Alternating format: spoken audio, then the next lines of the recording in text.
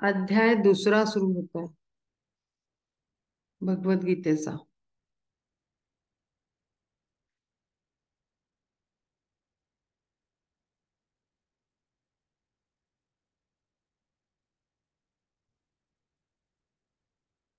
भगवद्गीतेच्या ज्ञानेश्वरीच्या अध्यायाचं या दुसऱ्या अध्यायाचं नाव आहे सांख्य योग। आता इथून पुढे भगवान परमात्मा श्रीकृष्णानं मार्गदर्शन करायला सुरुवात केली। दुःखात विषाद होऊन बसलेला आपला शिष्य, आपला सखा, त्यांनी सगळं त्याचं म्हणणं व्यक्त केलं आणि ते सगळं त्यांनी श्रीकृष्ण परमात्म्याने शांतपणे ऐकून घेतलं। त्याच्या मनात सगळा जो गोंधळ उडालेला आहे, सगळं खिन्न झालेला आहे, तो गळून पडलेला आहे, असं सगळी त्याची जी अवस्था झालेली आहे ती श्रीकृष्णानं शांतपणे बघून घेतली। आपल्या मनाचा झालेला गोंधळही आपले गुरु शांतपणे कधी समोर बसून आणि कधी दुरून बघत असतात की काय करतोय आपण, कसे वागतोय, कसे बोलतोय, काय पद्धतीचा विचार करतोय। आपण आपल्या बरोबर राहताना आता अर्जुनाचा सहवास श्रीकृष्णाला भरपूर झालेला आहे, म्हणजे श्रीकृष्णाचा उलट म्हणू आपण, श्रीकृष्णाचा सहवास बराच झालेला आहे मधल्या कालावधीत। युद्ध कुरुक्षेत्रात पोहोचायच्या आधीपर्यंत श्रीकृष्ण परमात्म्याचं अखंड सहवास झालेला आहे, त्याची अनुभूती त्याला आलेली आहे आणि तो परमात्मा स्वरूप आहे ह्याचेही काही काही वेळा त्याला अनुभव आलेला आहे। पण तरीही आज अज्ञानानं परिपूर्ण असा पार्थ खचून गेलेला आहे। अज्ञानाचा काळा ढग त्याच्यावर व्यापला आहे, त्याच्या बुद्धिपटलावर, आणि त्यामुळे त्याची बुद्धी चालून नाही राहिली आणि तो असं काहीतरी बोलू लागला आहे जे अपेक्षित नव्हतं परमात्मा श्रीकृष्णाला। पण तरी त्यांनी शांतपणे त्याची अवस्था ऐकून घेतली, बघून घेतली आणि त्याला व्यक्त होऊ दिलं। मुख्य म्हणजे त्याला गप्प केलं नाही तुरंत। तो बोलायला सुरुवात केल्याबरोबर त्यांनी त्याला शिकवण द्यायला सुरुवात केली नाही, पहिले त्याला मांडू दिलं त्याचं मत, त्याचे सर्व विचारांचे पहिलू त्यांनी त्याला ओपन करू दिले आणि पूर्णपणे ऐकलं त्याला। अध्याय पहिला मध्ये। आता दुसरा अध्याय आहे सांख्य योग। संजय उवाच तं तथा कृपयाविष्टम् अश्रुपूर्णाकुलेक्षणं विषीदन्तमिदं वाक्यं मुवाच मधुसूदनः। मग राया लागी म्हणे तो संजय, पुढे झाले काय ऐके आता। रणांगणी पार्थ ऐशा परिखिन्न होऊनी रुदन करू लागे। उपजला चित्ती मोह विलक्षण सर्व आप्तजन देखोनिया। तेणे त्याचे चित्त द्रवोनिया गेले जले पाझरले जैसे मिठ। हृदय सधीर परिविरमले वाते झळंबले अभ्र जैसे। किंवा राजहंस कर्दमी ऋतावा मग तो दिसावा म्लान मुख। तैसा दिसे पार्थ अति कोमे जला कारुण्य व्यापीला म्हणोनिया। देखोनी तो ऐसा महामोहेग्रस्त तयासी श्रीकांत काय बोले। तो पूर्ण संजय ह्या इनर साइट आहे, अंतर्दृष्टी आहे, संजयाला ती दिलेली होती। जी दिव्य दृष्टी म्हणतो आपण ती अंतर्दृष्टी, जी आपल्याला पण असते, फक्त ती आपल्याला प्रयत्नपूर्वक ओपन करावी लागते। तर ती दृष्टी, त्या दृष्टीनं तो राजाला सर्व काही सांगत आहे, धृतराष्ट्राला, की काय काय चालू आहे। तो सांगतोय की रणांगणामध्ये पार्थ अत्यंत खिन्न होऊन रडत बसलेला आहे।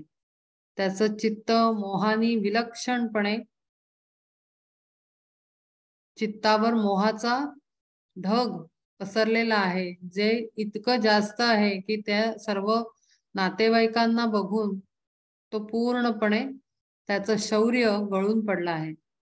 तेणे त्याचे चित्त द्रवोनिया गेले, जले पाझरले जैसे मीठ. मीठ कसं जरा एक पाण्याचा थेंब पडला तर सगळं मीठ आपल्या बॉटल मधलं किंवा अ, डब्यामध्ये असतं ते सगळं 2-4 थेंब जरी पाण्याचे पडले तर ते सगळं पाणी पाणी होऊन जातं. आपल्याला होतं असं म्हणजे इव्हन पावसाळ्यामध्ये पण जिथे कोंदट हवा असते तिथे अशी अवस्था होते मिठाची. मिठाचं मीठ पण निघून जातं आणि ते पाणी होऊन जातं. अगदी तसंच त्याच्या हृदयावर मोहाचे काही द्रव्याचे थोडे-थोडे थेंब पडले आणि त्याचं शौर्य सगळं गळून गेलं. किंवा राजहंस कर्दमी ऋतावा, मग तो दिसावा म्लानमुख. राजहंस जसा एखाद्या ह्याच्यामध्ये ऋतावा म्हणजे ते मातीच्या ह्याच्यामध्ये जर तो रुतला तर त्याची अवस्था किती म्लानमुख म्हणजे खिन्न होऊन जाईल तो. त्याची शक्ती सगळी वापरून तो अ, गतप्राण झाल्यासारखा त्याची अवस्था होईल. असा तो पार्थ दिसतो आहे. तैसा दिसे पार्थ अति कोमेजला, कारुण्य व्यापेला म्हणून या. तो करुणेनं व्यापला गेलाय, पछाडला गेलाय. त्याची बुद्धी आता काळोखाच्या पलीकडे गेलेली आहे. असा महामोहानी ग्रस्त झालेला आता त्याला श्रीकांत, श्रीकांत म्हणजे परमात्मा श्रीकृष्ण काय बोलतात ते आपण बघूया. श्री भगवान उवाच कुतस्त्वा कश्मलमिदं विषमे समुपस्थितम् अनार्य जुष्टम स्वर्गम्य कीर्तिकरम अर्जुन. म्हणे पार्था आधी करी तू विचार येथे हा आचार योग्य काय.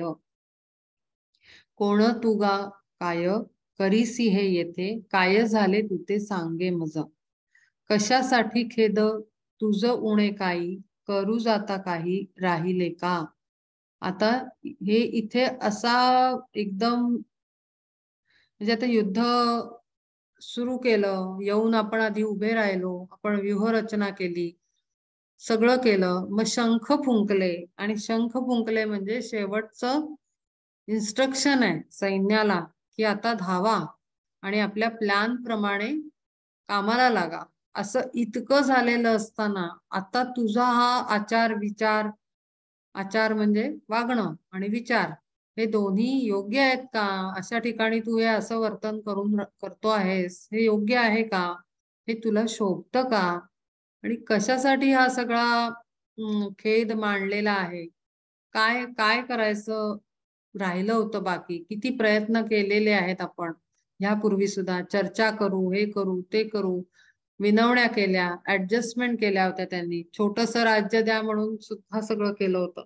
पण अधर्म काही थांबला नव्हता. तरी तेव्हा आपण हा निर्णय घेतला धर्मयुद्ध करण्याचा आणि अशा प्रसंगाला तू हे असं वागणं शोभतं का तुला. न देसी तू चित्त अयोग्य गोष्टीसी धीर न सोडीसी कदा काळी. नाम तुझे मात्र ऐकोनी साचार होते दिशा पार अपयश. शौर्याचा तू ठाव क्षत्रियात राव तुम्ही युद्धी तुझे नाव तिन्ही लोकी. इतका इतका प्रचंड सर्वशक्तिमान आणि क्षत्रियांमध्ये उत्तम असा असलेला शौर्याच्या बाबतीत अर्जुन तो पहिले त्याच्या काय असतं. आता कोणी खिन्न झाला तर आपण त्याला काय करतो, आपण पहिले त्याच्या गुड क्वालिटीज त्याला रिकॉल करतो. हो की नाही. म्हणजे आपल्या घरात लहान मूल असतं, त्याला तो बसतो की नाही आई मला नाही जमणार, मी हे करूच नाही शकत, मी हे कॉम्पिटिशनला जाऊ नाही शकत, माझी एवढी पात्रता नाही, मला अमुक नाही, माझ्याकडे सामान नाही, असं काहीतरी होतं. किंवा कोणीतरी अत्यंत बुद्धिमान समोर कॉम्पिटिशन मध्ये आहे अपोजिट साईडला, त्याबरोबर मुलाचं धैर्य खचतं. तेव्हा आई त्याला काय सांगते, आई त्याला सांगते अरे नाही तू तर सगळं करू शकतो, तू किती बुद्धिमान आहेस, तुला सगळं शक्य आहे, तू अभ्यास केलेला आहेस, तू मागच्या वेळेला ही परीक्षा दिली होतीस, तू असा सब्जेक्ट उत्तर दिली होतीस, मी तुझ्या ह्या टेस्ट घेतल्या होत्या, असं सगळ्या प्रकाराने तुझ्या लक्षात राहतं, तुझी बुद्धी चांगली आहे, तुझी भाषा चांगली आहे, तुझ्यात ही क्रिएटिव्हिटी आहे.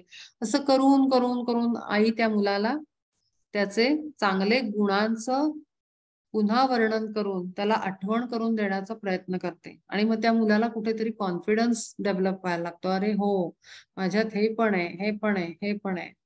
आणि मग हळूहळू असं गळून पडलेलं आपलं मूल थोडं थोडं थोडं उत्साहात यायला लागतं. आणि मग शेवटी त्याच्या चेहऱ्यावर कुठेतरी ती हलकीशी स्माइल येते, की अरे हो, माझ्याकडे तर हे सगळं आहे. मग मी जाऊ शकतो. मी हे कॉम्पिटिशन देऊ शकतो. असं सगळं पहिले जशी आई करते, माता करते, अगदी तसंच त्या भावनेनं आणि त्या रोल प्ले मध्ये जाऊन श्रीकृष्ण त्याला समजावतो आहे, की तुझ्यामधलं सामर्थ्य त्याची आठवण त्यांना करून देत आहे. शौर्याचा तू ठाव, क्षत्रियात राव, युद्धी तुझे नाव तिन्ही लोकी. निवात कवच मारिले असुर, जिंकिला शंकर संग्रामी तू. ते एक मोठं एक युद्ध पण होतं जिथे शंकर समोर उभा राहतो आणि निवात कवच म्हणजे हे असुर आहेत. असे हे प्रचंड महाशौर्य असलेले लोकांना तू संग्रामात हरवलेला आहेस. आणि काय आहे तुझी अवस्था? झाले तुझ पुढे गंधर्व बापुडे, पौरुष चोखडे ऐसे तुझे. पौरुष म्हणजे काय असतं? पौरुष म्हणजे पुरुष म्हणून नाही. पौरुष हे पुरुषार्थ रूपाने म्हटलेलं आहे, की तुझ्यातला पुरुषार्थ कसा आहे. तर पुरुषार्थ म्हणजे काय? तर पुरुषार्थ म्हणजे त्या व्यक्तीमध्ये पुरुष कसा असतो? स्ट्रॉंग असतो. त्याला भीती वाटत नाही. महत्वाचे निर्णय अत्यंत कमजोर स्थितीमध्ये सुद्धा कॉन्फिडन्सने पुरुष घेऊ शकतो.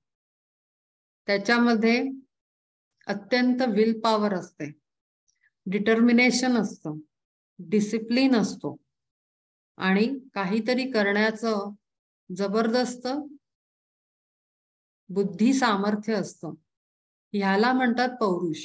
म्हणजे पराक्रमी व्यक्तीच्या आतमध्ये हे गुण दिसतात. पुरुष आणि स्त्री हे काही शरीर रूपानी हे गुण नाहीयेत. फेमिनाईन आणि मस्क्युलाईन म्हणतात त्याला. पुरुषार्थ आणि स्त्रीत्व हे गुणधर्म आहेत. हे शरीराने म्हटले गेलेले नाहीत शास्त्रामध्ये. जसं विवेक चूडामणीमध्ये आदि शंकराचार्यांनी सांगितलं, की प्रथम पुरुषार्थ हवा. साधकामध्ये पुरुषार्थ हवा. मग त्याचा अर्थ काय लावला गेला त्यावेळेच्या समाजाने, की पुरुषांपुरता अध्यात्म आणि परमार्थ हा नेमलेला आहे, स्त्रियांना परमिशन नाही. पण तसा त्याचा अर्थ नसून पुरुषार्थ म्हणजे पुरुषासारखे गुण असणं साधकामध्ये आवश्यक आहे. स्त्रीचे गुण कोणते आहेत? अत्यंत कोमलपणा, प्रेम, दया, क्षमा, शांती, करुणा. नंतर प्रेमाने सगळ्यांना ती पाहते, काळजी घेणं. हे सगळे स्त्रीचे धर्म आहेत, किंवा धर्म नाही, सॉरी, स्त्रीचे गुण आहेत. तर तसा स्वभाव ज्याचा असतो तो स्त्रीत्व असलेला स्वभाव. तर पुरुष आणि स्त्री या कॉन्सेप्टला अध्यात्मामध्ये आणि वैदिक नॉलेजमध्ये त्याचे अर्थ फार वेगळे सांगितले आहेत. आणि म्हणून इथे तो म्हणतोय, की असं तुझं पौरुष, तुझं चोखडं आहे, इतकं सुंदर आहे, तेजस्वी आहे, पूर्ण पुरुषार्थाने परिपूर्ण आहेस तू. आणि असा काय तू? काय सांगू तुझ्या प्रभावाचे मान, त्रैलोक्य ही सान वाटत असे. दाही दिशा आणि 3 लोक सुद्धा छोटे पडतात तुझ्या प्रभावापुढे. खरंच तेजस्वी होता अर्जुन. अत्यंत म्हणजे त्याचा स्वभाव ही मृदू, आईला अगदी क्लोज असा होता तो. आईच्या मनातलं सगळं ओळखणारा अर्जुन होता. सुभद्रेचं मन तो ओळखत होता. द्रौपदीसाठी सुद्धा तोच प्रिय होता 5 नवऱ्यांमध्ये. श्रीकृष्णाचाही तो लाडका होता, कारण ज्ञानी होता. भावांमध्ये सुद्धा अत्यंत प्रेम त्याच्यावर जास्त होतं. भीष्मांचा सुद्धा तो लाडका, द्रोणांचा सुद्धा तो लाडका. म्हणजे सर्व गुण संपन्न. तिथे अहंकार नाही, कुठलेही कमी नाही स्वभावामध्ये. त्यामुळे त्रैलोक्यात सुद्धा त्याच्यासारखं व्यक्तिमत्व शोधून सापडणार नाही असा तो. तो तू आज येथे सांडोनिया शौर्य रडतोसी काय अधोमुख. असा खाली तोंड घालून तू काय रडत बसला आहेस? ते शोभत तरी आहे का रे तुला? तू किती परिपूर्ण आहेस, तुला रडायची काही गरज नाहीये. पाहे तू अर्जुन तुझं अकळून करावे कधी न कारुण्याने. सूर्या ते अंधार ग्रासील का वीरा, भिईल का वारा मेघा लागी. आता तो उदाहरणं देतोय निसर्गातली, की सूर्याला सूर्या ते अंधार ग्रासील का वीरा. अंधार पडला म्हणून सूर्याचं तेज लोपू शकतं का? तर अजिबात नाही. मेघांपुढे, मेघ म्हणजे ढग, ढगांपुढे वारा घाबरेल का? तर नाही घाबरणार, कारण तोच त्यांना पळवतो. मेघ कसे हलतात? वाऱ्यामुळे हलतात. ते कशाला घाबरतील? अंधार हा सूर्य बाजूला सरकल्याने होतो. मग तो अंधाराला सूर्य कसा घाबरेल? तर असा तुला कसं काय करुणेनं आणि ह्यांनी ग्रासलं आहे? किंवा अमृतासी आहे का मरण, अग्नी ते सर्पण केळी काय. संसर्गाची बाधा होऊनी मरेल, काय हाला हल सांगे मज. किंवा मिठाने का पाणी पाझरेल, बेडूक गिळील भुजंगासी. उलट असं कधी होऊ शकतं का? जे तुझं विपरीत वागणं आणि कर्म तू दाखवतो आहेस, विपरीत विचार दाखवतो आहेस, पूर्ण तऱ्हेनं विपरीत वागतो आहेस, असं कधी होऊ शकतं का निसर्गामध्ये? उलट कधी होऊ शकतं का की तू असा बसला आहेस? सिंहाशी जंबूक कैसा झगडेल, ऐसे का घडेल अघटित. कधीतरी हे घडू शकेल का या जगतामध्ये, या युनिव्हर्समध्ये? अघटितासी या परिसाचपणा आज तू अर्जुना आणलासी. पार्था अजूनही धरोनी या धीर, तोडी हा सत्वर मोहपाश. म्हणजे तू हे तुझ्या कर्मानी दाखवतोयस की हे अघटित सुद्धा घडू शकतं, सत्य होऊ शकतं हे असं. हे अशी अवस्था तू आणली आहेस, जे विपरीत करून कर्म दाखवतो आहेस. म्हणजे तू असं करतोस याचा अर्थ बाहेर नेचरमध्ये किंवा जगामध्ये, बाहेरच्या निसर्गामध्ये सुद्धा असं विपरीत गोष्टी घडू शकतात, असं तू सिद्ध करतो आहेस कुठेतरी. होई सावधान सांडी मूर्खपण, उठ चाप बाण सज्ज करी. या मोहपाशातून ताबडतोब बाहेर ये, कापून काढ या मोहांना. हे पाश जे गुंडाळले गेले आहेत तुझ्या मनावर, त्यांना कापून काढ आणि सावध होऊन मूर्खपणा सोडून दे. आता तो चिडायला लागला हळूहळू की हे काय आहे, आणि चापबाण म्हणजे धनुष्यबाण सज्ज कर आणि उभा राहा. नको नको ऐसे रणी हे कारुण्य, आहेस तू सुज्ञ धनुर्धरा. अरे असं नको करू रे. करोनी विचार सांगे धनंजया, संग्रामी ही दया योग्य काय. येणे इहलोकी तुझा दुर्लौकिक, आणि परलोक अंतरेल. आपले गुरु सुद्धा आपल्याला वेगवेगळ्या रूपांमधनं, गुरु प्रत्यक्ष येत नाहीत. इथे त्याचं भाग्य आहे की त्याचा गुरु, त्याचा सखा त्याच्या सोबत आहे आणि तो प्रत्यक्ष त्याला समजावतो आहे. पण आपल्याला गुरु येतात, पण ते दुसऱ्या रूपातनं. कोणी मित्र मैत्रीण, कोणीतरी नातेवाईक किंवा शेजारी पाजारी, अगदी कामवाली सुद्धा आपल्याला ज्ञान देऊन जाते. आपल्या घरातलं लहान मूल कोणाच्याही रूपामध्ये परमात्मा येऊन, गुरु येऊन आपल्याला मार्गदर्शन करू शकतो. अरे असं करू नको, असं वेडेपणा करू नको, असं गुंतू नकोस, नात्यांमध्ये अडकू नकोस. का झालंय, कशामुळे झालंय, घटना का घडली आहे, बदल का आला आहे. नेहमी काचा प्रश्नाचं उत्तर शोधावं माणसाने. व्हाय. जर व्हाय म्हणजे काचा प्रश्नाचं उत्तर जेव्हा आपण शोधायला लागतो, तेव्हा आपल्याकडे खूप सारी उत्तरं जमा होतात. आणि मग आपल्याला लिंक लागते की प्रत्येक घटनेमागे काहीतरी मोठा, एखादा इन्सिडेन्स, एखादं अत्यंत मोठं कारण दडलेलं असतं. आणि दरवेळेस ते चांगलंच असलं पाहिजे असं नाही, आणि दरवेळेस ते आपल्यासाठीच असलं पाहिजे असंही नाही. कधी कधी आपल्या बरोबरच्या दुसऱ्या व्यक्तीसाठी ते काहीतरी सिच्युएशन असते, आणि साहजिकच आपण त्या परिवाराचा भाग असल्यामुळे आपल्यालाही तो सामोरा जावा लागतो. त्यामुळे दरवेळेस आपलंच डोकं बडवून घेऊन माझ्या बरोबरच का आणि माझंच का असं करणं वेडेपणा असतो. आणि तिथे सतत गुरु येऊन सांगतात की अरे असं करू नको, थोडस तुला धरून उभं राहायचं आहे, मग तर सगळं पार पडणार आहे. थोडा धीर धरायचा आहे, थोडस तुला कर्तृत्व दाखवायचं आहे, थोडं शहाणपणाने वागायचं आहे, पण हे शोभत नाहीये तुला. असं त्याला जसं सांगतायत तसे आपले गुरु ही विविध रूपाने येऊन आपल्याला सांगत असतात की अरे नको, असं करू नको. पण बघूया आता धनंजय ऐकतोय का, म्हणजे अर्जुन ऐकतो आहे का. क्लैब्यम मा स्म गमः पार्थ पद्धते क्षुद्रम हृदय दौर्बल्यम त्यक्तोष्ठी त्यक्तोष्टिष्ठ परम तप. तरी नको शोक पुराधरी धीर पार्थासी श्रीधर ऐसे बोले. आप्तांसाठी खेद करावा रणात नव्हे हे उचित तुझ लागे. लोपेल ते येणे जोडले बहुत आता तरी हित विचारी गा. हे तो रणांगण पार्था घेई चित्ती येथे दया वृत्ती कामा नाही. रणांगण हे दया आणि धर्म दाखवण्यासाठी नाहीये. रणांगण हे लढण्यासाठीच आहे, ते त्यासाठीच निर्माण केलेलं आहे. इथे येऊन ह्याला कसं मारू, त्याला कसं ढकलू, त्याला तलवार कशी उगारू, हे असे विचार, असे छोटे विचार इथे कामाचे नाहीत.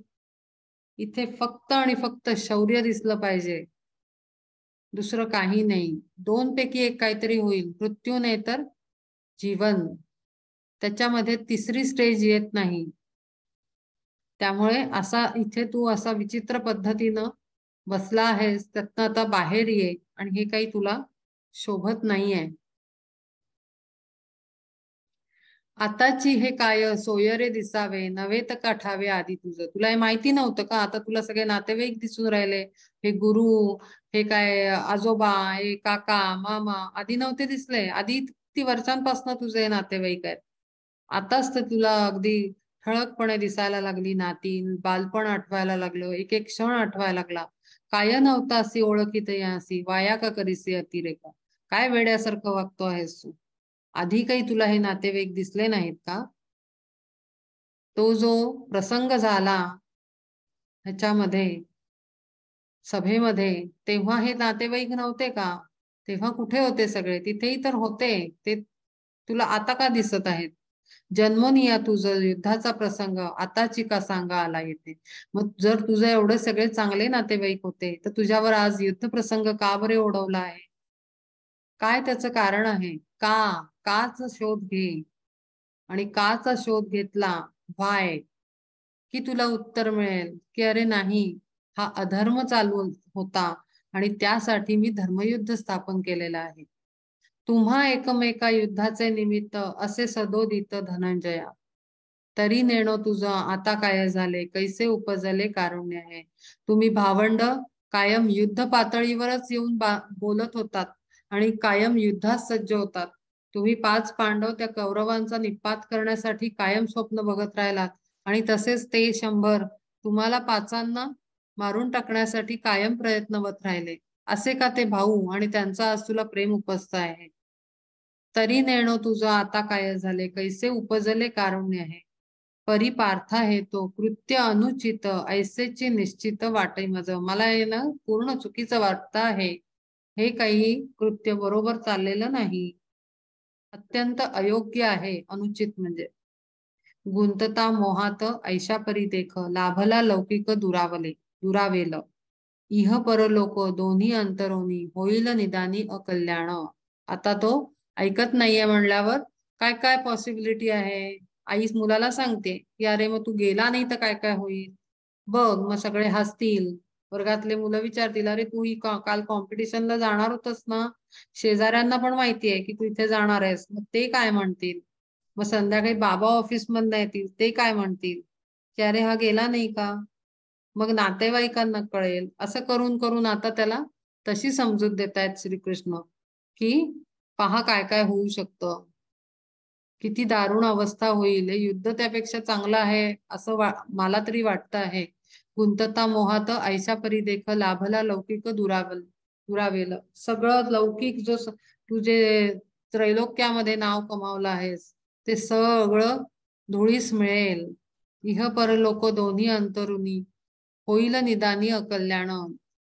म्हणजे तू स्वर्ग आणि काय जे काही बोलतो आहे सगळं ते काहीच मिळणार नाही. दोन्ही जाईल. नरकही नाही स्वर्गही नाही काहीच नाही. सगळं अकल्याण होऊन बसेल तुझं. युद्धी हृदयाचे ऐसे ढिलेपण अधपात जाण क्षत्रियासी. मुळात क्षत्रिय धर्मच हा युद्ध पातळीवर आल्यानंतर शौर्या व्यतिरिक्त दुसरं काहीही प्रदर्शित करत नाही. मूळ स्वरूप आहे त्याचं क्षत्रियाचं. आणि हे असं वागणं विपरीत वागणं आहे. नाना पर्यायचे प्रभू कृपावंत असे शिकवित पार्थ लागी. ती आई त्या मुलाला सांगतेय की अरे असं होईल तसं होईल तसं होईल. सगळं सांगून बघितलं आता बाजूच्याच गोष्टी सुरू केल्या. ऐकोनी हे बोल पार्थ काय म्हणे इतुके बोलणे नको देवा. तर पार्थ काय म्हणतो आहे ते पाहायचं आहे. अर्जुन उवाच कथम भीष्ममहं संख्ये द्रोणं च मधुसूदन इषुभिः प्रतियोत्स्यामि पूजार्हावरी सूदन. प्रभो आधी तुच्ची करी हा विचार असे हा साचार संग्राम हा. नव्हे नव्हे युद्ध हा तरी प्रमाद आचरिता बाध दिसे येते. हे तो थोरांची या उच्छेदाचे कृत्य ओढविले सत्य आम्हावरी. माता पितरांची करावी की सेवा तया तोष द्यावा सर्वापरी. परी सांगे देवा तयासी मागुते आपुल्याची हाते वधावे का. आता त्याला दिसतंय की हे माझे नातेवाईक आहेत, श्रेष्ठ ज्येष्ठ आहेत आणि त्यांच्या शरीराचं उच्छेदन करून नाश करून त्यांना मारून टाकण्याचं सत्य आमच्यावर आलेलं आहे, ओढवलं आहे आणि आम्ही ते उलट त्यांची सेवा करायच्या ऐवजी आता ह्यात आम्हाला सगळ्यांना सुख मानावं लागतंय. हे फार वाईट अवस्था आहे. परी सांगे देवा तयासी मागुते आपुल्याचे हाते वधावे का. आम्ही कसं करू यांना, कसे मारू आपल्याच हाताने. ज्यांनी आम्हाला मोठं केलं आज आम्ही या हाताने त्यांची सेवा करायला पाहिजे होती आणि आज आता आम्ही तलवार उगारणार आहोत त्यांच्यावर. करावे वंदन संत सज्जनांते पूजावे तया ते घडे तरी. परी हे सांडोनी स्वमुखे गोविंदा केवी त्यांची निंदा करावी गा. पाहे कुलगुरु तैसे हे पाहे कुलगुरु तैसे हे आमुचे पूजनीय साचे नित्य आम्हा. भीष्म द्रोणांचा की अत्यंत मिरुणी मज ही करणी नये मना. त्यांचे अनेक ऋण आहेत माझ्यावर. एवढं प्रेम त्यांनी आम्हाला दिलेलं आहे, सर्व ज्ञान दिलेलं आहे. आज आम्ही त्याच्या बळावरच उभे आहोत इथे युद्ध करण्यासाठी. आणि जिथून आम्हाला ज्ञान मिळालं, जिथून आम्हाला शिकवण मिळाली, जिथून संगोपन झालं त्या मुळालाच आम्ही कापायला निघायचं का. असं हे कर्म करावं का. स्वप्नातही ज्यांचे चिंतिले न वैर्य प्रत्यक्ष ते ठार करू कैसे. आजवरी आम्ही केला जो अभ्यास वधोनिया यास मिरवावा. हे सगळं टेक्निक्स जे आहेत ती स्किल्स जी डेव्हलप झालेली आहेत धनुष्याची आणि तलवारी आणि गदा हे सगळं सगळं त्यांनी आम्हाला दिलं आणि ते त्यांच्यावरच एक्सपेरिमेंट करावं का आम्ही. हे शोभत तरी आहे का आम्हाला. ही आमची शिकवण आहे का आणि आम्ही असं वागावं का. ऐसे सर्वांनीच योजिले का मनी बरवे त्याहुनी मरणही. आणि हे जर ते समोरचे कौरवांनी जर हाच विचार करून आम्हाला इथे उभं केलं असेल की आमच्याकडनं पाप घडवायचंय तर त्यापेक्षा मृत्यू बरा. तुची पाहे देवा द्रोणाचा मिचेला तेणे शिकविला धनुर्वेद. त्याची उपकारे होऊनी आभारी तयाच्या जिव्हारी घाव घालू. ज्याची या कृपेने व्हावी वर प्राप्ती त्याचा हात घात चित्ती धरावया. प्रभो सांगे मी का असे भस्मासूर मज हा विचार सहावेना. भस्मासूर कसं ज्याला त्याला भस्म करत सुटला असुर होता तो. असंच आता मला वाटतंय की मी ज्याला त्याला गिळंकृत करणार आहे, मारून टाकून निशेष करणार आहे सगळं. ज्यांनी ज्यांनी मला जे जे दिलं, जे माझं श्रेष्ठत्व ठरलेलं आहे आज त्रिलोकामध्ये आणि त्याच धनुर्विद्येच्या गुरुला मी मारायचं हे मला विचार सुद्धा करवत नाही. मी स्वप्नात सुद्धा पाहू शकत नाही. आणि कर्म असं करायचं तर म्हणजे अवघड आहे हे सुद्धा विचार करणं. गुरुन् हत्वा हि महानुभावान् श्रेयो भोक्तुं भैक्षमपिह लोके हत्वार्थ कामांस्तु गुरुनिहैव पूजीय भोगा रुधिर प्रदिग्धान पाहे सागराते बोलती गंभीर तोही वर वर दिसे तैसा परी नवे तैसे द्रोणांचे अंतर प्रशांत गंभीर असे नित्य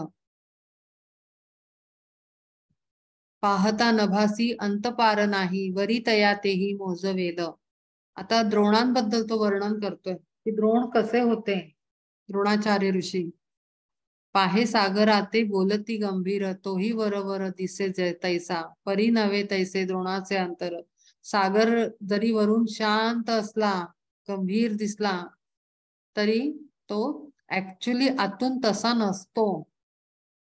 सागर म्हणजे समुद्र, मोठा समुद्र जो आहे आतून खळबळ खळबळ त्याच्यामध्ये पाण्याच्या आतमध्ये अनेक गोष्टी घटना चालू असतात, पण वरून मात्र कसा दिसतो, शांत दिसतो. पण तसं द्रोण तसे आहे नाही. आतून द्रोणांचे अंतरही अत्यंत प्रशांत गंभीर असे आहे आणि नित्य कायम त्या अवस्थेतच ते असतात, अत्यंत शांत. पाहता नभासी अंत पार नाही वरी तया तेही मोजवेल. द्रोणाचे हृदय परिगूढ चांग सर्वथा अथांग दिसे आम्हा. त्यांचं हृदय ही अत्यंत कोमल आणि असं आहे की त्याचा सुद्धा कोणी ठाव ठिकाणा लावू शकणार नाही. काळाची अवघी वज्रही फुटेल अविट विटेल अमृतेही. परी नित्य शांत यांची मनोवृत्ती चळेना कल्पांती शोभविता. मनोवृत्ती अत्यंत शांत आहे आणि वज्रही फुटेल असा त्यांचा जो स्वभाव आहे की एकदम कणखर आणि स्ट्रॉंग आणि आतून एकदम स्टेबल. एवढी उत्तम व्यक्तिमत्व त्यांचं आहे. माऊलीची माया साच वाखाणी ती परिकृपा मूर्ती द्रोणाचार्य. त्यांच्याकडे लहानपणापासून ठेवलेलं होतं या मुलांना. त्यामुळे त्यांच्या वेळेला असंच असायचं की गुरुही राहिल्यानंतर गुरुमाता आणि गुरु या दोघे जण आई वडिलांचं कार्य पार पडायचे आणि जसं ते त्यांना शिकवण द्यायचे, शिक्षण द्यायचे, युद्ध हे शिकवायचे, युद्धकलेचं पारंगती त्यांना करायचे. त्याचबरोबर त्यांना दुखलं खुपलं तर प्रेम आणि हे करण्याचं कामही गुरु आणि गुरुमाताच करत होत्या. त्यामुळे त्यांनी द्रोणाचार्यांचा तोही बाजू बघितलेला आहे लहानपणी की किती माऊलीच्या मायेसारखं त्यांचं मन अत्यंत कोमल, अत्यंत धीर गंभीर. पार्थ म्हणे की हा दयेचे माहेर गुणांचे भांडार सकलही. आता एक गंमत आहे की पार्थ इथे जो सांगतोय ते काही खोटं नाही आहे, ती सत्य बाजू आहे. परिस्थिती सत्य आहे. म्हणजे द्रोणाचार्य कसे होते हे तो एक एक आठवण सांगतो आहे, ती काही खोटी नाही आहे, ती अगदी सत्य आहे. पण प्रॉब्लेम कुठे आहे की ते वचनाच्या बंधनात अडकलेले आहेत आणि ते कोणाच्या तर धृतराष्ट्राने त्यांना अडकवलेला आहे आणि त्याचा गैरफायदा त्यांचा मुलगा दुर्योधन घेतो आहे.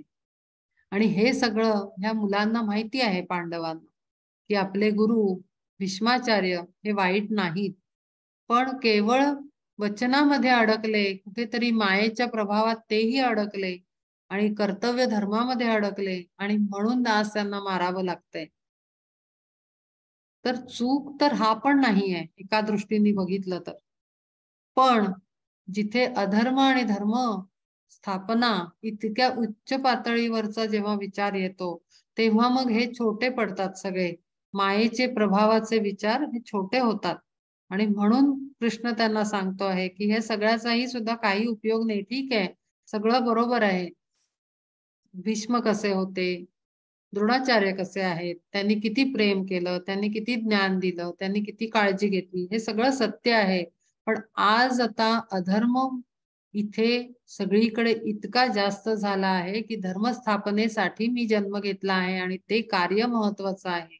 त्यामुळे त्याच्या पुढे ह्या सगळ्या छोट्या छोट्या गोष्टी काहीही महत्व ठेवत नाहीत. वरी आम्हा लागी होय कृपावंत सांगे असी घात चिंता वाका. ऐसी आते रणी करोनी या ठार भोगावे अपार राज्य सुख. आणि अशांना मारून आम्ही राज्यसुख कसं उपभोगू, हा मुख्य प्रश्न आहे. पण तो हे विसरतो आहे की हे काही ते राज्यसुख उपभोगण्यासाठी करत नाहीयेत. जनरली जे युद्ध केलं जायचं ते राज्य काढून घेण्यासाठी, दुसऱ्याचं राज्य आपल्या राज्यात सामील करून आपलं राज्य मोठं करण्यासाठी युद्ध व्हायची. म्हणजे काय तर दुसऱ्या प्रकाराने बघितलं तर सुख वाढायचं. पण आज इथे धर्मयुद्ध स्थापन झालेलं आहे. हे काही कोणाच्या सुखासाठी आणि राज्य मोठं करण्यासाठी नाही, पण ह्याचा विसर याला आता या क्षणाला पूर्णपणे पडलेला आहे. नको नको हे तो नये माझ्या मना, त्याहुनी जीवना लागो अग. त्यापेक्षा आग लागलेली बरी, जीवनाला नकोच ते काही. ऐसे हे दुर्घट ह्याहुनी श्रेष्ठ, भोग झाले प्राप्त जरी मज. जरी तरी ते जळवत नको त्यांचा संग, स्वीकारावे चांग भिक्षापात्र. भीक मागतो त्यापेक्षा. पहा किती विपरीत विचारावर मनुष्य जातो. हेच इथनं आपल्याला शिकायचंय की जेव्हा मोह आणि त्याचे बंधन जेव्हा माणसाच्या मनावर चढतात, तेव्हा अत्यंत वाईट विचारसरणी सुरू होते. म्हणजे एन्झायटी आणि आपण म्हणू शकतो डिप्रेसिव्ह थॉट्स. आता पार एवढा मोठा धनुर्धारी अर्जुन भिक्षापात्र हातात घेऊन जगण्याची बात करतोय. यापेक्षा काय वाईट आहे? किंवा देशत्याग करून या जावे आनंदावे राहावे, आनंदे राहावे वनांतरी. आता जो काही आधी वनवास झालेला आहे तो कमी होता, की आता परत त्याला तेच बरं वाटतंय की नकोच हे सगळं, काही भानगडच नको. असं आपलं पण होतं. एक अशी परिस्थिती अशी येते जीवनात कधीतरी किंवा अनेकदा, की असं वाटतं हे सगळं नको, हे कापून कसं काढायचं सगळं, इतकं जास्त जंगल वाढलेलं आहे सगळ्या चुकीच्या गोष्टींचं. त्याला कापून सुरुवात करण्यापेक्षा शक्यतो मनुष्य अर्जुन बनण्याचा हा जो गळपटलेला अर्जुन आहे, त्याच रोल प्ले मध्ये बऱ्याचदा मनुष्य जाण्याचा प्रयत्न करतो, कारण ते सोपं वाटतं. त्या क्षणाला मनुष्याला ते सोपं वाटतं. हे एवढं सगळं काम करत बसण्यापेक्षा हाणामाऱ्या करा आणि ते अपोजिशन मध्ये जा लोकांच्या, मग त्याला उत्तर द्या, मग ते भांडणं होणार, ह्याला मनुष्य घाबरतो. आपल्यातही आज तो अर्जुन आहे. पण त्या क्षणी एकदम कमलपत्राप्रमाणे म्हणजे कमळाच्या पानाप्रमाणे डिटॅच होऊन विचार करणं हे फार आवश्यक असतं. महत्वाचं काय आहे, अगर जर या चित्र परिस्थितीमध्ये कोणाचं तरी काहीतरी खूप मोठ्या प्रमाणावर नुकसान होत आहे, कोणाची तरी ग्रोथ थांबली आहे, काहीतरी विपरीत जास्त घडतं आहे, अधर्म घडतो आहे किंवा चुकीचं जास्त घडतं आहे, तर तिथे हे असे विचार करत सांभाळत बसण्यात काहीही अर्थ नसतो. आणि तेव्हा स्वतःच्या स्वार्थाला बाजूला ठेवून कमळाच्या पानाप्रमाणे किंवा कमळाप्रमाणे डिटॅच होऊन एक डिसिजन घ्यावा लागतो माणसाला. आणि तोच डिसिजन तू घे, असं अर्जुनाला श्रीकृष्ण सांगत आहेत की हे सगळं ठीक आहे, सगळं बरोबर आहे, सगळं तुझ्या म्हणण्याप्रमाणे सगळं यथास्थित आहे, काही प्रॉब्लेम नाही. पण हे अति होत आहे आता, हे कुठेतरी वाढतं आहे आणि ह्यामध्ये काहीतरी जास्त कुठेतरी विपरीत घडतं आहे. म्हणजे दुसऱ्या बाजूला कुठेतरी जास्त नुकसान घडतं आहे, तर ते थांबवलं पाहिजे. आणि असेच निर्णय आपल्यालाही घ्यावे लागतात. आणि आपल्या जीवनातही कोणीतरी व्यक्ती अशी येते श्रीकृष्ण बनून, ती त्या क्षणाला आपल्याला सामर्थ्य देते विचारांचं, कृतीचं आणि कर्माचं किंवा भावनांचं, आपल्याला बळ देते आणि आपल्यामध्ये ते सामर्थ्य येतं आणि आपण एखादं डिसिजन घेऊन मोकळे होतो. नाहीतर आपण असं झुरत बसलेलो असतो की एकीकडे सहनही करतोय, टोचतं पण आहे, भाजतं पण आहे, कापलं पण जातंय आणि तरीही आपण कवटाळत प्रॉब्लेम्सना बसलेलो असतो. आपल्यातही अर्जुन आजही असतो आणि असणार आहे. पण आपल्यातला श्रीकृष्ण, आपला मिळालेला सखा कुठे आहे आणि तो कुठला आहे आणि कधी येतोय, हे ओळखता आलं पाहिजे. हा अप्रोच आला पाहिजे की कोणतरी सांगतंय तर त्याला लक्ष दिलं पाहिजे. तर ह्याला म्हणतात अवेअरनेस. आपल्या भोवताली श्रीकृष्ण कुठे येतोय, गुरु कोण, गुरुच्या रूपात कोण संदेश देतंय, हे माणसाला ना ओळखता आलं पाहिजे. हे अत्यंत आवश्यक आहे. आणि यासाठी मायेचा पडदा थोडासा उघडणं आवश्यक असतो. आपल्याच ह्याच्यात गुरफटून राहणं बरोबर नाही. मग म्हणायचं आपण, माणसं म्हणतात, की आम्हाला कोणी वाचवत नाही, आम्हाला कोणी सांगायला येत नाही, आम्हीच भोगत राहतो, आम्हाला गुरु नाहीत, आम्हाला अमुक नाही. पण या बोलण्याला काहीही अर्थ नाही. तिथेच असतो गुरु कोणाच्या तरी रूपात, पण आपल्याला काही त्या शरीराच्या मांसाच्या डोळ्यांना काही तो दिसत नाही. आणि आता अवस्था तशीच आहे अर्जुनाची. किंवा देशत्याग करून जावे, आनंदे राहावे वनांतरी. परी आता केला निर्धार अंतरी, शस्त्र यांच्यावरी धरू नये. झाला तो निर्णय झाला त्याचा, की आता मी काही हे शस्त्र वगैरे घेणार नाही. मी आपल्या वनात जातो. सोडून देतो हे सगळं. मला काही काही नको. प्रभू नव्या तीक्ष्ण धारेच्या बाणांनी ह्यांच्या मर्मस्थानी प्रहार होणं. ऐसे रक्ता माझी बुडाले जे भोग, तेची घ्यावे मग शोधून या. तरी सांगे कृष्णा माखले रक्ताने, काढोनी ते कोणे सेवावे गा. करीसी युद्धाचे तुझे समर्थन, पटे ना ते जाण ह्याचीसाठी. ऐसे तिये वेळी बोलिला अर्जुन, म्हणे अवधान देई देवा. ऐकोनी ते नाही देवासी मानले, तेणे मन भ्याले पार्थाचेही. म्हणून तो पुन्हा म्हणे दया घना, काहो चित्त द्याना माझ्या बोला. अहो तुम्ही का लक्ष नाही देते, असं तो प्रार्थना करतोय, की तुम्हाला दिसत नाही आहे का हे? इतके सगळे प्रेमळ लोक, त्यांच्या हृदयावर मी बाण चालवू आणि रक्ताच्या थारोळ्यात ते पडतील, आणि मग त्यातनं जे आम्हाला जे सुख मिळेल आणि राज्य मिळेल, त्या माखलेल्या रक्तानी माखलेल्या राज्यावर, सिंहासनावर आम्ही कसं बसू, हे सगळं काही बुद्धीला पटत नाहीये. त्यामुळे हे युद्ध काही मला सही वाटत नाही, योग्य वाटत नाही. हे तुम्हाला का नाही कळत आहे, असं तो उलट श्रीकृष्णाला समजावतोय. न चैतद्विदम कतरन्नो गरियो, यद्वा जयेम यदिवानो जयेयु. यानेव हत्वान जिजी विषाम, स्तेव स्थिता प्रमुखे धार्तराष्ट्रा. माझ्या मनातील मी तरी साचार, कथीला विचार तुम्हा लागी. मला जे सांगायचं ते मी सांगितलेलं आहे आणि माझं सांगून झालेलं आहे, की मी युद्ध करणार नाही. मला काही ते जमणार नाही. ह्याही वरी आता असेल उचित, तरी ते समस्त जाणा तुम्ही. जे काय असेल ते तुमचं तुम्ही बघा. मला काही हे युद्ध जमणार नाही. प्राणांती ही ज्यांशी धरावे ना वैर, ते उभे समोर झुंजावया. ह्याते वधावे की अभेरोनी जावे, तो होत बरवे नेणो पण आम्ही.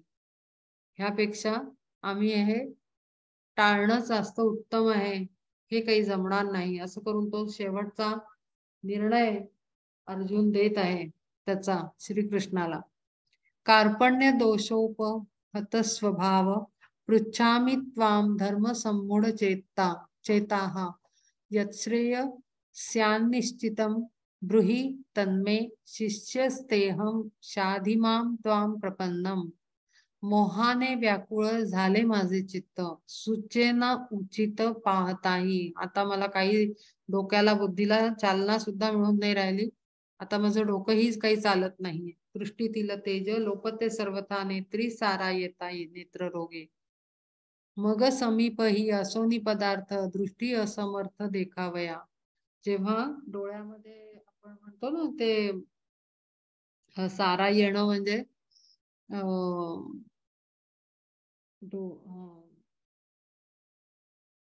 काचबिंदू आणि ते दुसरं होतं ना, त्याच्यामध्ये कसं एक किंवा एक लेयर येतो, कर्टन म्हणतात त्याला. तसं दुधाळ रंगाचा कर्टन एका आयबॉल वर येतो, आजार आहे वृद्धपणी होणारा.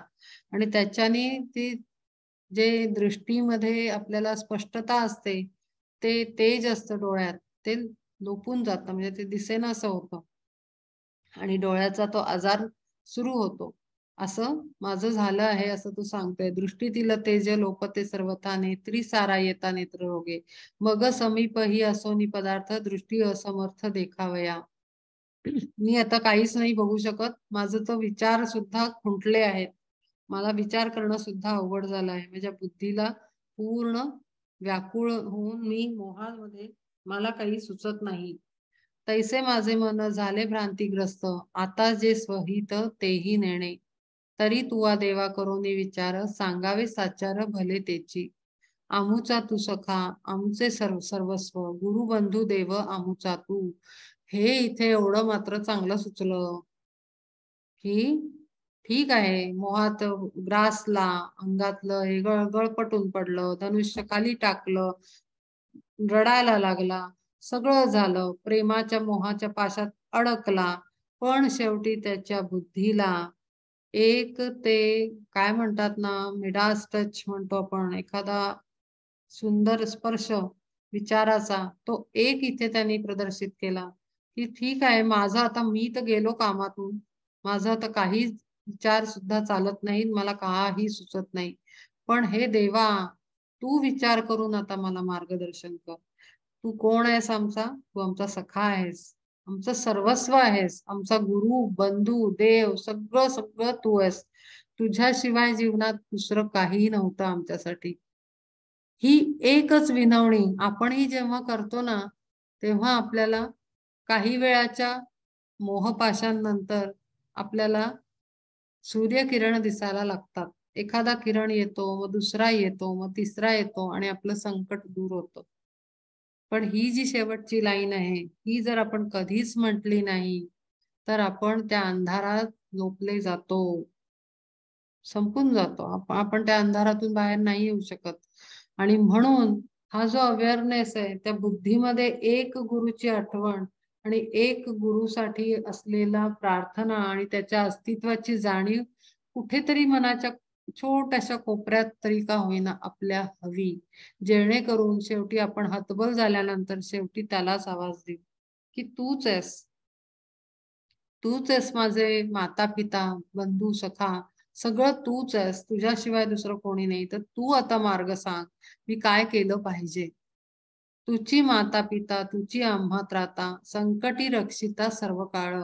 कारण आजपर्यंत तू इतक्या जास्त आमच्यावर संकट आले, त्या ह्याच्यामध्ये ते जळणार होतं घर सगळं त्यांचं.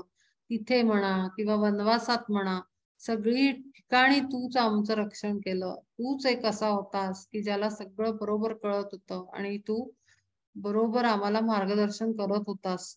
करून येणे गुरु शिष्याचा अव्हेर, नदी ते सागर तेजी केवी. सोडोनिया जाता अपत्या ते माय, कैसी गती होय सांगे कृष्णा. सर्वापरी तैसा आम्हासी आधार, प्रभो निरंतर तुची एक. आणि जरी माझे मागील बोलणे तुझ लागी माने ऐसे नाही. तरी जे उचित धर्मशास्त्र आधारे, झणीते मुरारे सांगे मज. ही एक प्रार्थना गुरु आपल्याकडनं सतत एक्सपेक्ट करत असतात, की अरे ठीक आहे, तू भटकलास, तुझा मार्ग चुकला, तुला भूल पडली, तुला दिसलं नाही, तू धैर्य गमावलंस, पण तरी तुझ्या समोर तुझे गुरु आहेत. तुझ्या जीवनात तुझे गुरु आहेत. एवढं जरी तुला माहीत असलं, तरी शेवटी भटकून, भटकून, भटकून तू कधीतरी माझ्याकडे येशील आणि तू मला आवाज देशील. तो आवाज दिल्याशिवाय गुरु कधीही मदत करत नाहीत. हे तितकंच खरं आहे. कारण त्यांनी जर आपल्या डोक्यावर बसले, तर आपण उद्या असंही म्हणू, की तुम्ही माझ्याकडनं करवून घेताय, मला तर हे करायचंच नाहीये.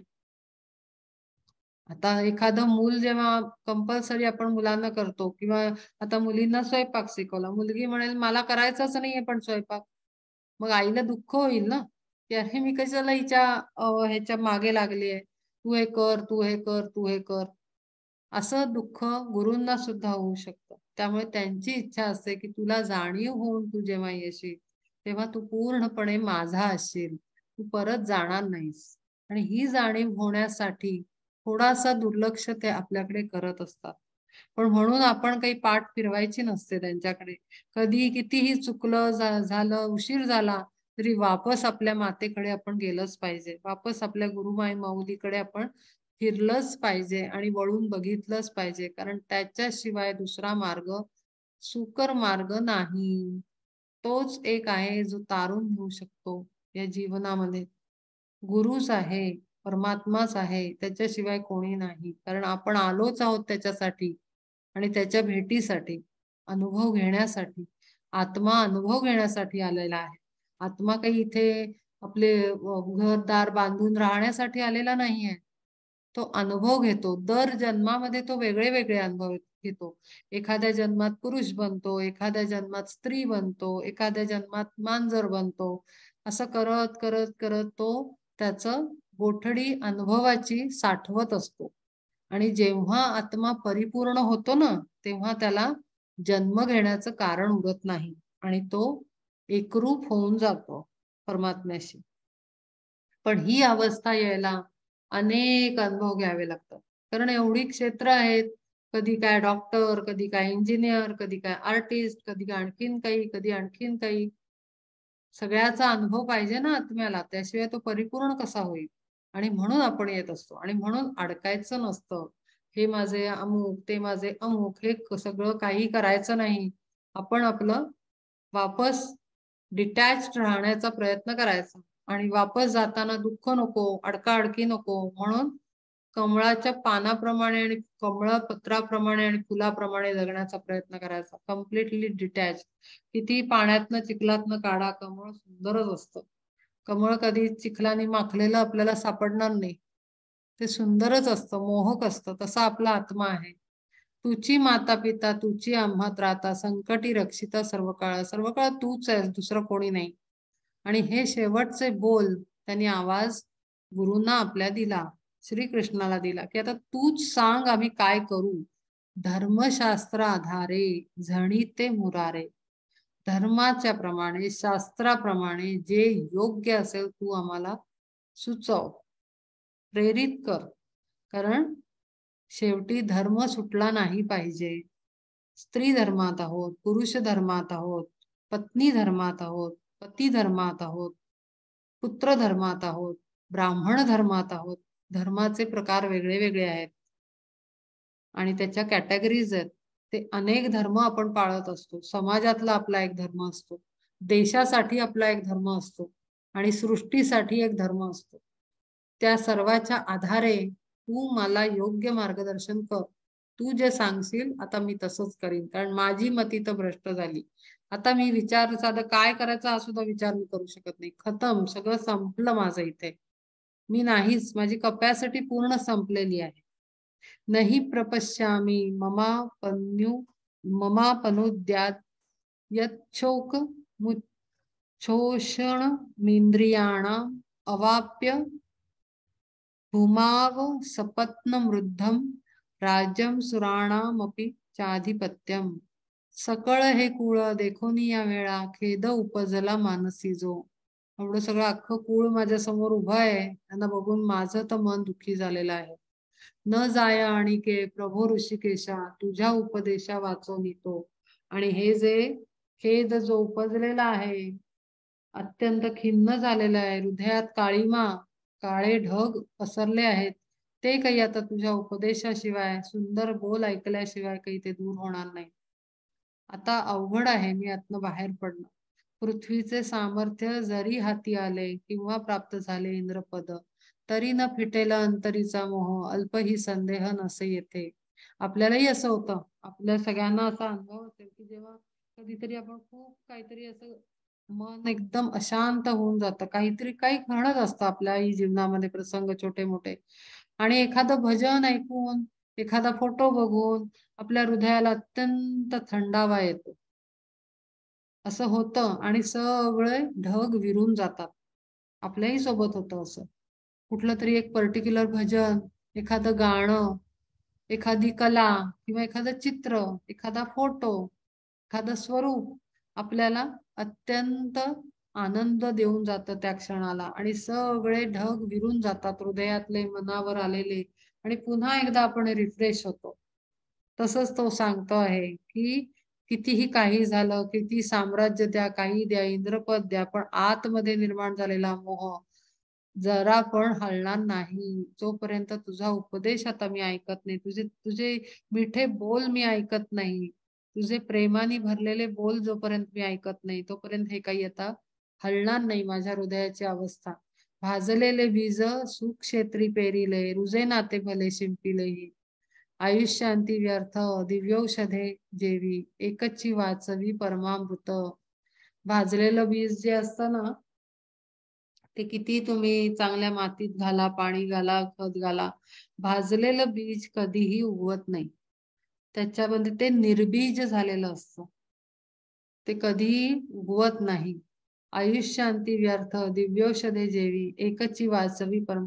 मृत्यू आलेला असताना किती औषधं द्या, पण अमृत जर कोणी कोणी परमात्म्याने आणून दिलं एखादा 2 घोट, तरच तो उठू शकेल, मरणारा, मृत्यूला जाणारा जीव. पण त्याच्याशिवाय काही शक्य नाही. म्हणजे कुठली किती दिव्य औषधं जरी घातली तोंडात, तरी ते काही अवघड आहे उठणं मृत्यूच्या दाढेतनं. तैसे राज्य भोग संपत्ती वैभव मज सर्वथैव अर्थहीन.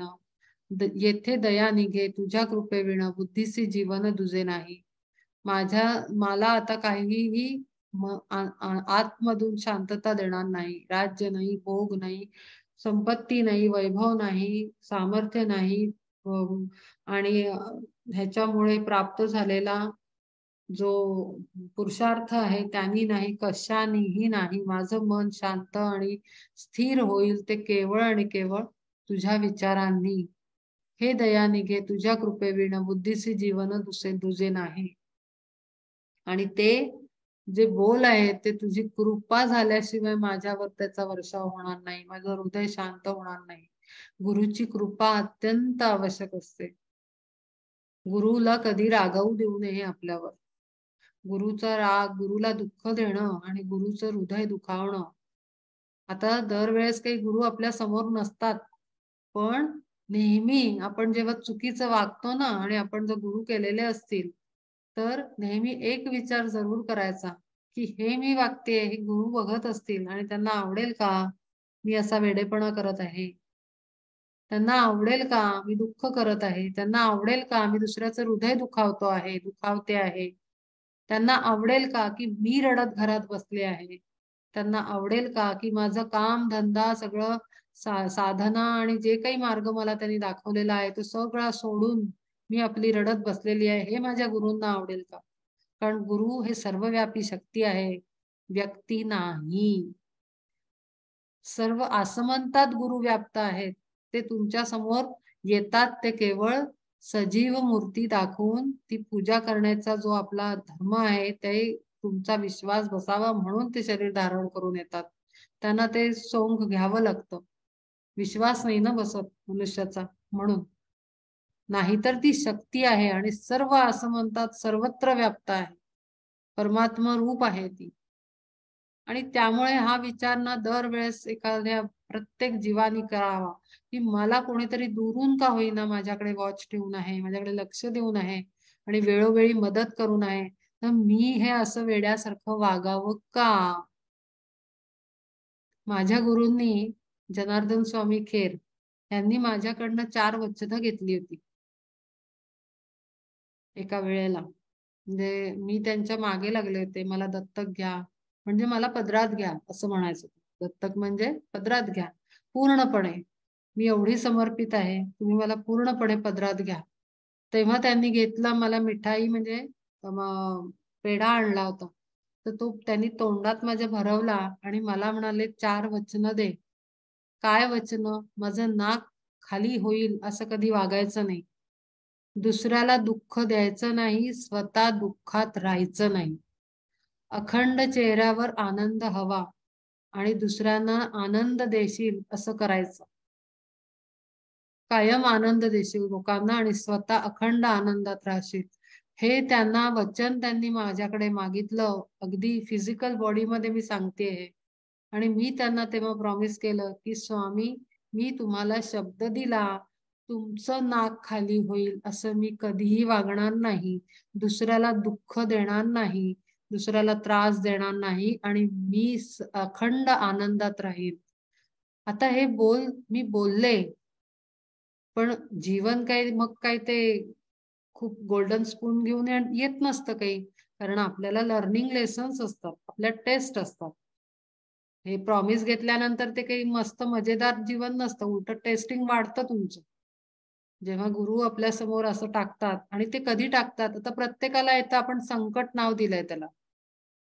पण ते संकट म्हणतात ना, ते टेस्ट का दिली जाते?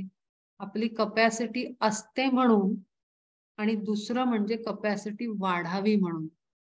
म्हणजे एक आहे तुमची असलेली कपॅसिटी प्रेझेंट मधली एलिजिबिलिटी आणि पोटेन्शियल वाढावं पुढचं भविष्यासाठी म्हणून तर टेस्ट असतो. त्याला मनुष्याच्या भाषेत संकट म्हणतात.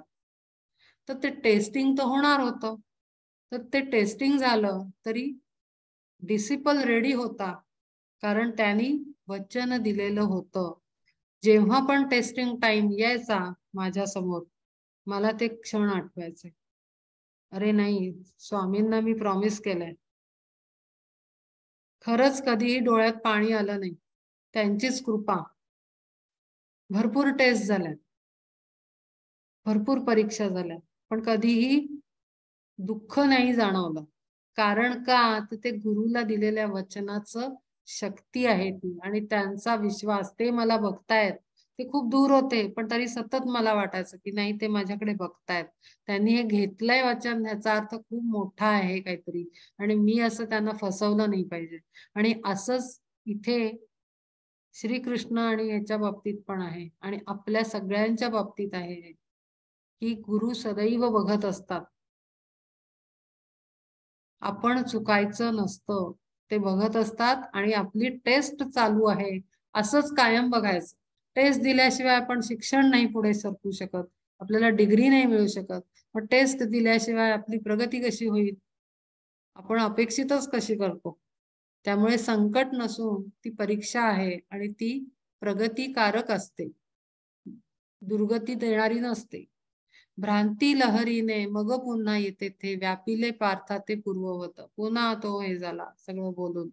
नव्हे ती लहरी वाटते निराळे डंखिला तो व्याळे महामोहे. हृदय कमळ हेची मर्मस्थळ तेवी सांज वेळ कारुण्याची. तेथे दंश झाला कारुण्याच्या भरी म्हणून लहरी ओसरेना. ते इतकं जास्त होतं की कठीणच होतं त्यातनं बाहेर येणं अर्जुनाला. मोहरूपी काळ सर्पाचे ते विष दाहक विशेष जाणून या. जयाची या कृपा कटाक्ष करुनी जाय हरकुनी विष बाधा. ते सांगतायत की ज्याची कृपा होऊन हे सगळं दूर होऊन जाईल तो आहे परमात्मा श्रीकृष्ण. त्यालाच आता आपण हे करूया. त्याच्याशिवाय हा डंख मारलेला आहे मोहरूपी काळ सर्पानी. जे विष फैललं आहे पूर्ण शरीरामध्ये ते त्याच्या कृपेशिवाय आणि त्यांनी दृष्टी टाकल्याशिवाय आणि त्याच्या शब्दातनं बाहेर येणाऱ्या उपदेशांमधून आणि त्या अमृतरूपी शब्दांमधूनच ते विष नाहीसं होईल. ह्याच्याशिवाय दुसरा उपाय नाही. घाली भक्ताची या हाके सवे उडी ऐसा तो गारुडी ठाके तेथे. कैसा शोकाकुल अर्जुना शेजारी सावळा श्रीहरी सोबत असे. असं सगळं बोलत असताना इतका शोकाकुल झालेला अर्जुन त्याच्या बाजूला श्रीहरी उभे आहेत आणि सगळी त्याची अवस्था बघत आहेत. काय झालं आहे आपल्या सख्याचं. हो नि कृपाळ आता तो गोपाळ तयासी रक्षिल लीला मात्रे. आता तो नक्की त्याचं काहीतरी कृपा आपल्या बाळावर नक्की करेल. त्याची लीला दाखवेल आणि तो त्याचं रक्षण नक्की करेल. ह्याचीसाठी पार्थ मोहफणीग्रस्त ऐसे मी यथार्थ उल्लेखिले. असो तो अर्जुन महामोहे व्याप्त मेघे आच्छादित सूर्य जैसा. मग रानी वनी लागोनी वणवा पर्वत पेटावा ग्रीष्मकाळी. देखोनी या पार्थ तैसा शोकाकुळ वोळला गुपाळ महामेघ. शोभला सहज भला नीलवर्ण जो की जल पूर्ण कृपामृते. आता कसा आहे तिथे एवढं मोठं मोह व्याप्त झालेला आहे पण तिथे सूर्य जसा क्लाउडच्या आतमध्ये जातो काळे ढगांनी व्याप्त होतो आणि त्याचा सूर्यप्रकाश जसा नाहीसा होतो तसा आत्म्याचा प्रकाश अर्जुनाच्या मोहाच्या मेघांनी व्याप्त झालेला आहे. त्याचं आतमधला प्रकाश लुप्त झालेला आहे. आणि मग अशा वेळेला कोण येतं तर देखोनी या पार्थ तैसा शोकाकुळ वोळला गोपाळ महामेघ. शोभला सहज भला नीलवर्ण जो की जलपूर्ण कृपामृते. दिव्य दंत प्रभातीच सौदामिनी गंभीर जीवाणी गर्जनाती. होता कृपावृष्टी तेणे कैसा शांत होईल पर्वत पार्थरूपी.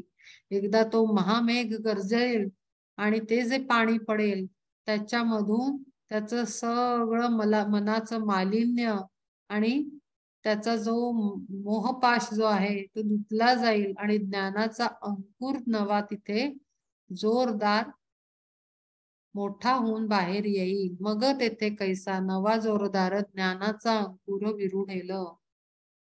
तीच कथा आता ऐका शांत चित्ते म्हणे श्रोतयाते ज्ञानदेव. ज्ञानदेव म्हणतायत आता बघा कसं होतंय, कसं त्याला ज्ञान प्राप्त होईल आणि कसा त्याच्यामध्ये ज्ञानाचा अंकुर बाहेर येईल फुलून आणि मग त्याला ज्ञान प्राप्त होऊन त्याचं मार्गस्थ होईल कसा, हे सर्व आपण ऐकूया. आता गुरु आलेले आहेत आणि आता एकदा त्यांनी त्यांच्या हातात शिष्याची दोर घेतल्यानंतर पुढे काय जर्नी होतो शिष्याचा, हाच खरा बघण्याची गंमत आहे. आणि म्हणून आपण आपली दोर कायम गुरूंच्या हातात ठेवली तर तो प्रवास अत्यंत सुखदायक होतो. त्रास होतात, टेस्ट असतात, पण त्या एक छोटे छोटे स्वप्न असल्यासारखे बाजूनं निघून गेल्यासारखे वाटतात आणि आपण शेवटी गुरुच्या हातामध्ये एखाद्या छोट्याशा बाळाप्रमाणे जपल्यासारखे आहोत असा भास होतो काही वर्षांनंतर. त्यांच्या अखंड सोबत असण्याने आणि त्यांची कृपा मिळाल्याने. आपण आता इथे थांबू. 4:45 झालेले आहेत. आपल्याला काही शंका असतील तर आपण त्याच्यावर चर्चा करू. काही असेल विचार ऐकायचं, विचारायचं असेल तर आपण ते बघूया पुढचे 10-15 मिनिटं.